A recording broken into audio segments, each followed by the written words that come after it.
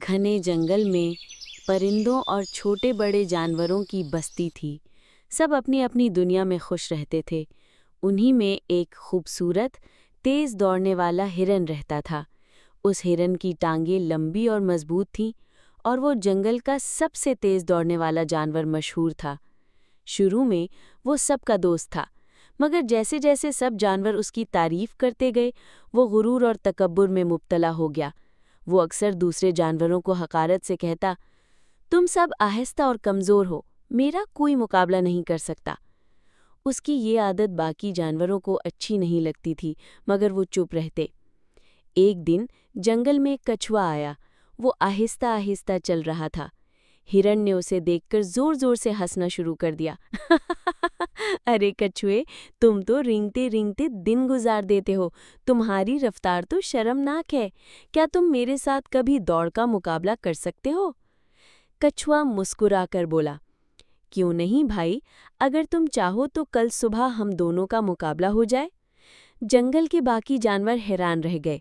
सबने कहा, कछुए भाई, तुम पागल हो गए हो। हिरन के साथ दौड़ जीतना तुम्हारे बस की बात नहीं है। मगर कछुए ने कहा, कोशिश करने में क्या हर्ज है। असल जीत तो सब्र और मेहनत करने वाले की होती है। अगले दिन मुकाबला शुरू हुआ। सब जानवर जमा हो गए। जंगल के बीचों बीच एक लंबा रास्ता बनाया गया। जैसे ही इशारा हुआ, हिरन बिजली की तरह दौड़ा और लम्हों में सबकी नज़र से ओझल हो गया।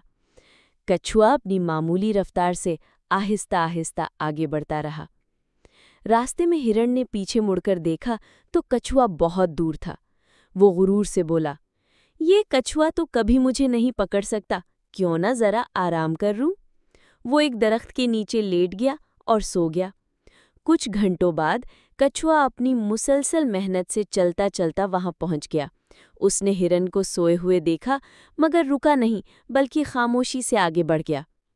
आहिस्ता आहिस्ता चलते चलते कछुआ मंजिल तक पहुंच गया। जब हिरन की आंख खुली तो उसने घबराकर दौड़ लगाई, मगर तब तक देर हो चुकी थी।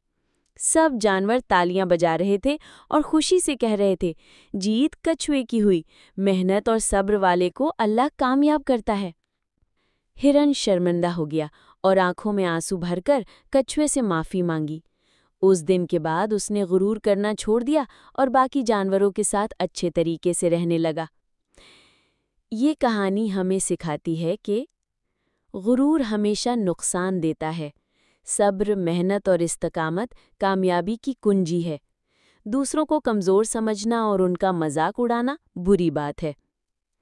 अगर आपको हमारी ये सबक आमूज़ कहानी पसंद आई हो तो कमेंट करके अपनी राय ज़रूर बताइएगा और हमारे चैनल को सब्सक्राइब करना मत भूलिएगा, क्योंकि हम आपके लिए ऐसी ही मज़ीद दिलचस्प और सबक आमूज़ कहानियाँ लाते रहेंगे।